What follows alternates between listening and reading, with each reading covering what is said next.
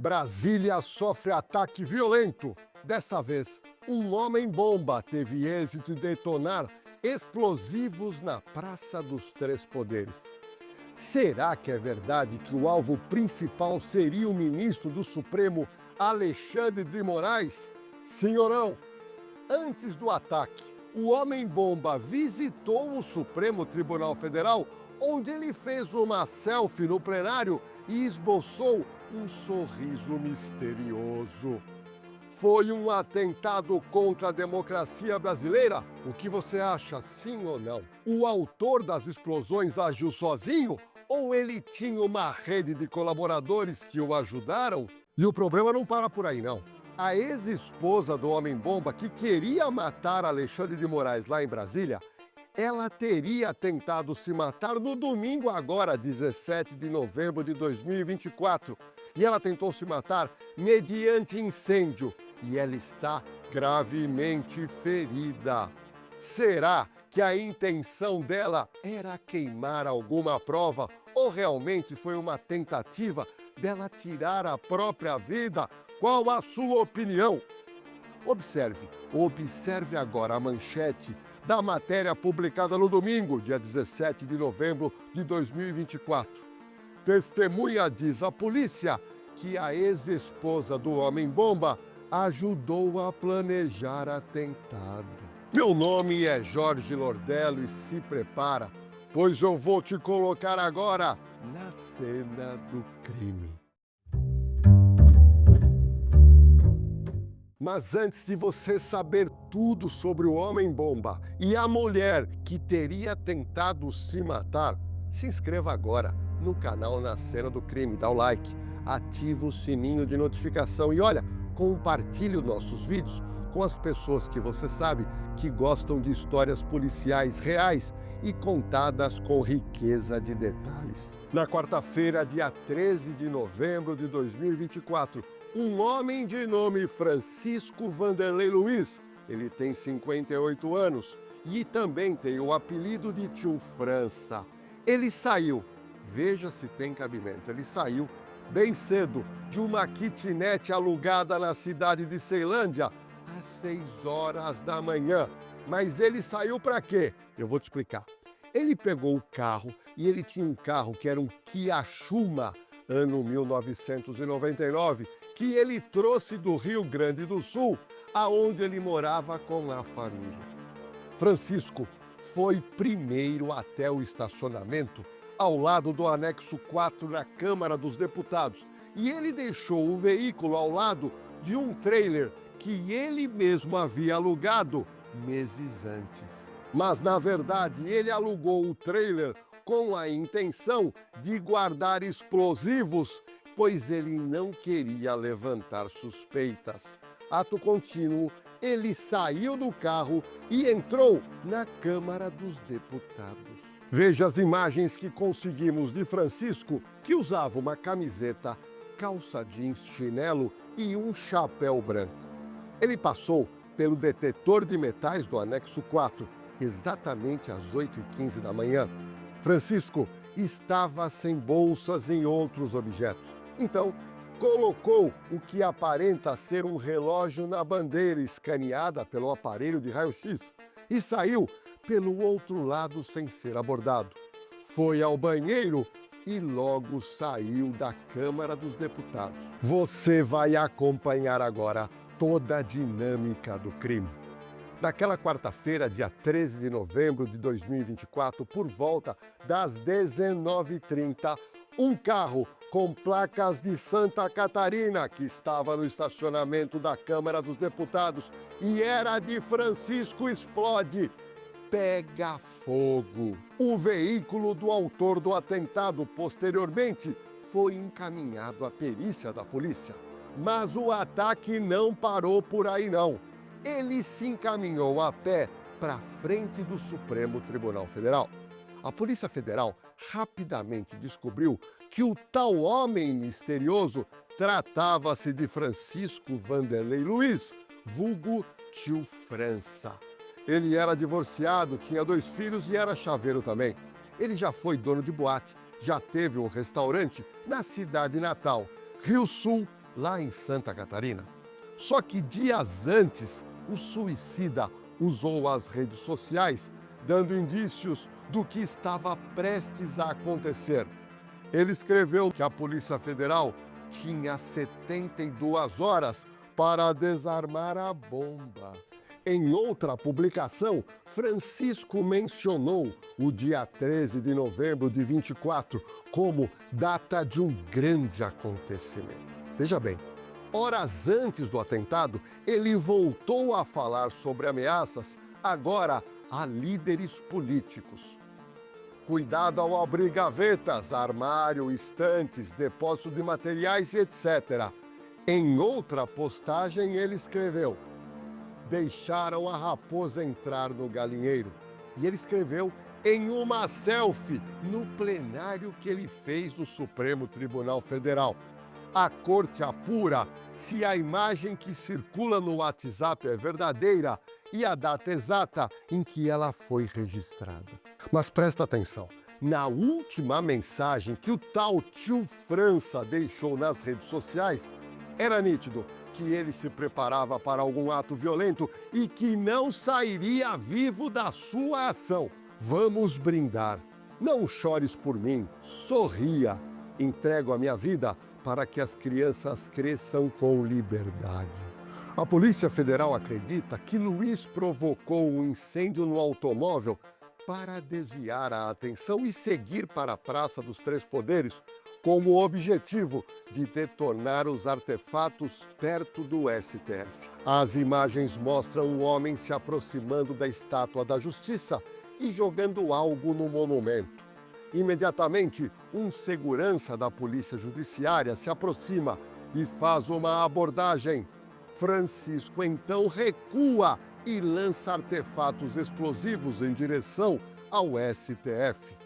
Diante da atitude suspeita, os seguranças foram em direção ao homem, que abriu a camisa e os advertiu para não se aproximarem. O segurança Natael do STF disse que viu algo semelhante a um relógio digital e desconfiou que fosse um explosivo. E foi nesse exato momento que Francisco Vanderlei Luiz, o tio França, deitou no chão, acendeu o último artefato, colocou próximo da sua cabeça e aguardou a explosão, vindo a falecer em seguida. O sargento Santos, da Polícia Militar do Distrito Federal, que desarmou o explosivo no porta-malas do carro, afirmou, abre aspas, era uma bomba caseira com pólvora e tijolos. O suspeito tentou causar uma grande explosão e não conseguiu. Conseguimos novas imagens que mostram as explosões na frente do STF por outros ângulos. O plenário do Supremo foi evacuado depois das explosões. Alguns ministros ainda estavam no prédio depois da última sessão daquele dia fatídico. A Câmara dos Deputados encerrou a sessão assim que a morte de Luiz foi confirmada. No Senado Federal, os trabalhos seguiram por mais algum tempo, mas depois a ordem veio para evacuar o local. O corpo de Francisco ficou em frente ao Supremo Tribunal Federal até às 9h05 do dia seguinte, quase 14 horas depois da explosão, e liberado para o exame necroscópico. No dia seguinte, a explosão das bombas, a PM do Distrito Federal encontrou mais bombas na casa alugada pelo autor que cometeu suicídio, que fica em Ceilândia, distante cerca a 30 quilômetros do STF. Deixa eu te explicar o que aconteceu lá na casa que ele alugou, lá em Ceilândia. A polícia resolveu entrar na kitnet que foi alugada por Francisco com um robô antibombas, pois havia sim receio de terem explosivos ligados no imóvel para a detonação. E a certeza se confirmou, pois o robô, ao abrir uma gaveta, gerou grande explosão. Nas imagens é possível ver imóveis quebrados, como uma mesa e armários. Um fogão também aparece quebrado, assim como a pia. Parte do forro do teto desabou. No chão, uma maleta guardava o que parece ser um explosivo. E olha que curioso, em um espelho do banheiro está escrito com batom o nome de Débora Rodrigues, mulher que pichou a Estátua da Justiça durante os ataques de 8 de janeiro em 2023. Francisco escreveu a seguinte frase, abre aspas, por favor, não desperdice batom. Isso é para deixar as mulheres bonitas. Estátua de merda. Se usa TNT. Olha, é importante você que me acompanha conhecer toda a cronologia de Francisco em Brasília. Em maio de 2023, presta atenção, Francisco Vanderlei Luiz alugou essa kitnet que eu mostrei para você em Ceilândia, no Distrito Federal, e ele passou a morar. Depois de alguns meses, ele volta para Santa Catarina, mas ele continua pagando o aluguel da kitnet lá em Ceilândia. Só que em junho de 2024, ele volta a morar na kitnet, sendo que o atentado aconteceu 13 de novembro de 24. Bom, se Francisco não estava trabalhando, se as condições financeiras dele não eram boas, me diga uma coisa, como é que ele pagava todas essas despesas? Ele recebeu ajuda de alguém para ficar em Brasília, sim ou não? Se alguém ajudou Francisco com dinheiro, será que essa pessoa sabia da vontade dele em relação à utilização de explosivos? Será que Francisco foi induzido a praticar o que ele fez? Ou é apenas um lobo solitário? O diretor-geral da Polícia Federal, Dr. Andrei Rodrigues, afirmou que há indícios de que Francisco Vanderlei Luiz, de 59 anos, teria tido alguma participação para planejar os atos e premeditou o ataque por meses. Mas espera um pouquinho. Quem que é Francisco Vanderlei Luiz? Eu quero te contar. Francisco Vanderlei era catarinense, da cidade de Rio do Sul, e ele foi candidato a vereador em 2020, na última eleição pelo PL. Na época, ele se candidatou com o apelido de Tio França e recebeu 98 votos. E, é claro, não foi eleito para o cargo de vereador na cidade de Rio do Sul. Ele era conhecido, o apelido dele realmente era Tio França, e ele atuou pelo menos em 4 casas noturnas que ele foi proprietário. Entre os anos de 1980 e 2000, ele era admirado pelo seu papel à frente das boates Flash Night, Café Berimbau, Mr. Shell e Lira Clube. Minha equipe de produção descobriu que Francisco saiu de Santa Catarina há cerca de 4 meses, dizendo que ele iria trabalhar em Brasília, mas ele não foi lá para trabalhar. Só que a sua família não sabia, na verdade, do seu paradeiro. Ele era casado, ele tinha ensino médio incompleto e nas redes sociais ele se apresentava como empreendedor, investidor e desenvolvedor. A minha equipe de produção descobriu também que a situação financeira do Francisco era precária. O carro usado no atentado chegou a ser penhorado pela justiça em razão de dívidas. Vanderlei Luiz, o famoso Tio França, também está vinculado a vários processos judiciais, com acusações de desobediência, furto qualificado, crimes eleitorais, crimes contra o meio ambiente e também execuções fiscais. Ele também foi preso por violência doméstica em 15 de dezembro de 2012, na cidade de Rio Sul. E ele saiu no mesmo dia, pagando fiança. Em abril de 2014, após ser condenado, foi preso em regime semiaberto, com liberdade para sair durante o dia, sob a condição de não portar arma de qualquer espécie, se recolher à noite e informar uma eventual mudança de residência. A ex-mulher de Francisco contou à Polícia Federal, logo após o atentado, que ela resolveu acabar com o casamento, tendo em vista o extremismo do ex-marido, que foi aumentando gradativamente quando ele começou a se envolver com política anos atrás. Ela disse à Polícia Federal que o principal alvo era o ministro Alexandre de Moraes e quem mais estivesse junto. Ele falou que mataria ele e se mataria. Porque Como o nosso e-mail era tudo mesmo, qualquer coisa que ele fizer, fazia. Eu sabia, então eu sabia onde é que ele estava. Ele mentia, ele dizia pra mim que ele estava em Minas Gerais, sei aonde, por que ele estava fazendo isso? Ele estava lá porque acusava ali que ele tinha pesquisado, sabe? Pra se locomover. E ele tinha pesquisa no Google sobre isso ali, daí eu mandei pra ele assim, tu vai mesmo fazer esse tipo de loucura? Ele disse que não, eu te printei e mandei pra ele, como que não, que ele tá pesquisando esse tipo de coisa. Mas é uma pesquisa dele, né? Dele. Não é... Não, uma pesquisa dele. Daiane, outra coisa, por que tu acha que... Tô gravando. Por que tu acha que deu errado, assim, que ele morreu sozinho?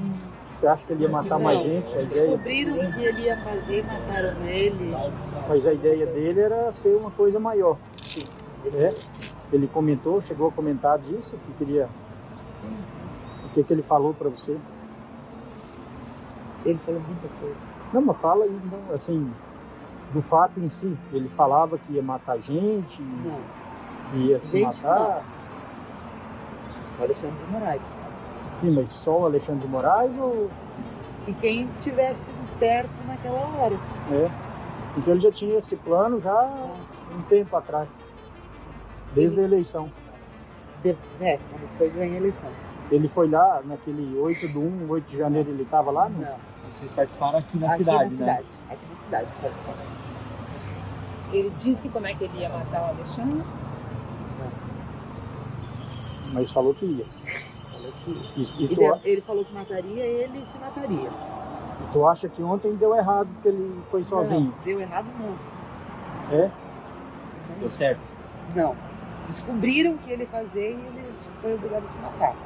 Segundo o diretor da Polícia Federal, Andrei Passos Rodrigues, Francisco portava artefatos feitos de forma artesanal, mas com alto poder de lesibilidade, e um extintor de incêndio que simulava um lança-chamas. O autor de atentado em Brasília gastou, só para você ter uma noção, mais ou menos R$ 1.500 em fogos de artifício dias antes das explosões que ele cometeu. Imagens de câmeras de segurança da loja mostram tio França na loja. Depois de pagar pelos produtos, o homem deixou o local. Minha equipe de produção apurou que Francisco fez 2 compras nessa loja. A primeira aconteceu dia 5 de novembro de 2024 e ele gastou R$ 295.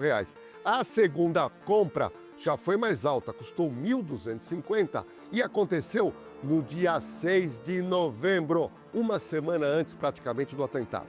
Os 2 pagamentos foram feitos em um cartão de débito. E ainda de acordo com a polícia, o homem modificou os fogos de artifício de forma caseira para que os explosivos ficassem com mais potência. Para os policiais federais que já analisaram as postagens encontradas no Facebook e no WhatsApp de Vanderlei, apontam que ele era um extremista de direita. Em uma das mensagens no WhatsApp, Vanderlei diz que a Polícia Federal tem 72 horas para desarmar uma bomba na casa de comunistas de merda, como o jornalista William Bonner e os ex-presidentes José Sarney e Fernando Henrique Cardoso, além do vice-presidente atual, Geraldo Alckmin. Em outro texto, Francisco cita o ex e o atual comandante do Exército, General Freire Gomes, e General Thomas Paiva. Abre aspas. Se por acaso for decretado o estado de sítio, sugiro a vocês que fiquem ao lado do povo. Do contrário, a inteligência vai entrar em ação. E nesse caso, eu só lamento por vocês. Também tem uma mensagem que a gente descobriu, aonde ele ameaça os presidentes da Câmara e do Senado. Abre aspas. Rodrigo Pacheco e Arthur Lira, vou cantar uma música para vocês dormirem bem. Senta aqui nesse banco pertinho de mim. Vamos conversar. Será que vocês têm coragem de olhar nos meus olhos e me encarar? Agora chegou sua hora, chegou sua vez.